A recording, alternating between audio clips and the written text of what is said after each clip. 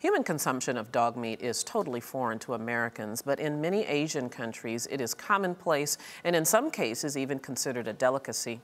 South Korea eats an estimated 1.5 to 2 million dogs each year.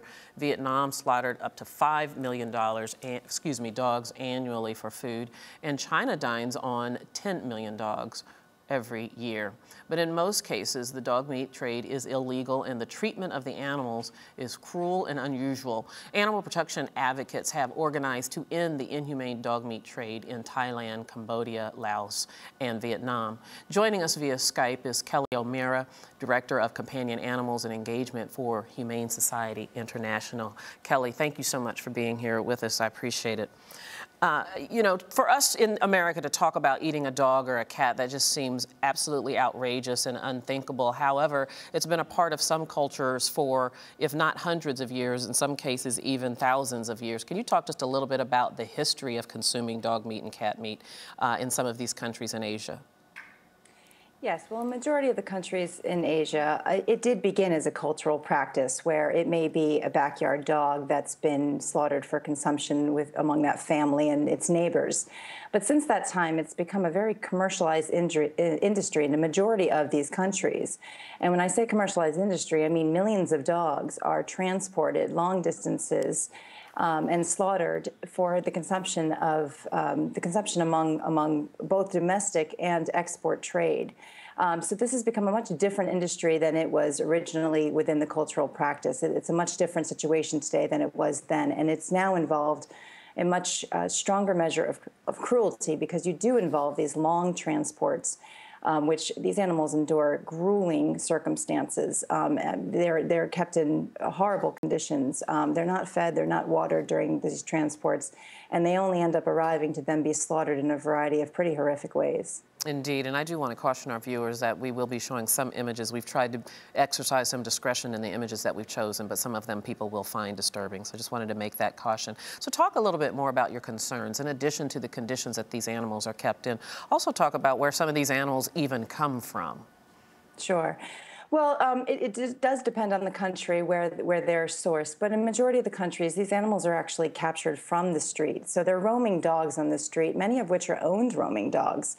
And they're then taken with hundreds of other dogs, in some cases thousands of other dogs, in concentrated transports, put into wired cages, very crowded. Many of them have their mouths tied, so they can't even breathe properly. So a number of them die of suffocation, a number of them die of heat stroke. Many of them are sick and unhealthy, and obviously this creates a public health risk where you have the concern of rabies. There has been a direct correlation shown between this trade and the spread of rabies. Tell me what the current laws are. I know that you guys have concentrated your efforts, particularly in Thailand. It is illegal there. Tell me a little bit about the laws in Thailand, Cambodia, some of the countries that we've already mentioned. Sure. Well, unfortunately, in majority of the countries, it is actually not illegal. It is certainly unregulated, which is the real public health concern. There's absolutely no regulation of this in majority of the countries where dog eating takes place.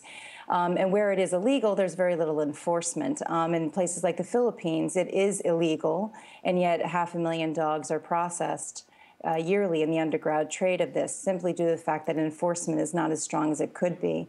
And the same goes for Thailand, where it is illegal to export these animals across international borders, and yet in the upwards of 100,000 dogs are sent over the border into Vietnam yearly and then slaughtered there in Vietnam.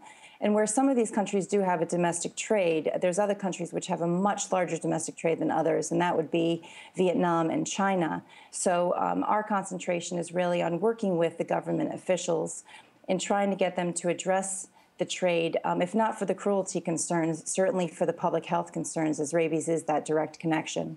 In addition to what you've just said, what are you trying to accomplish? I mean, do you want these cultures and these people to abandon eating dog meat and cat meat? Is that your ultimate goal?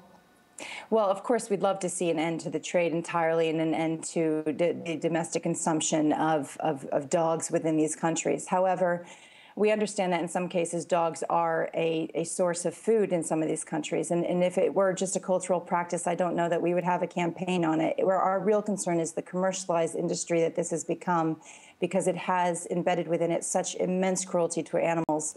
And majority of these countries would take issue with the cruelty that takes place in this trade. But there's also the public health concern, which can't be denied, where you have a concentration of dogs from unknown origin and background, concentrated in very inhumane, very bad conditions, many of which are sick and unhealthy.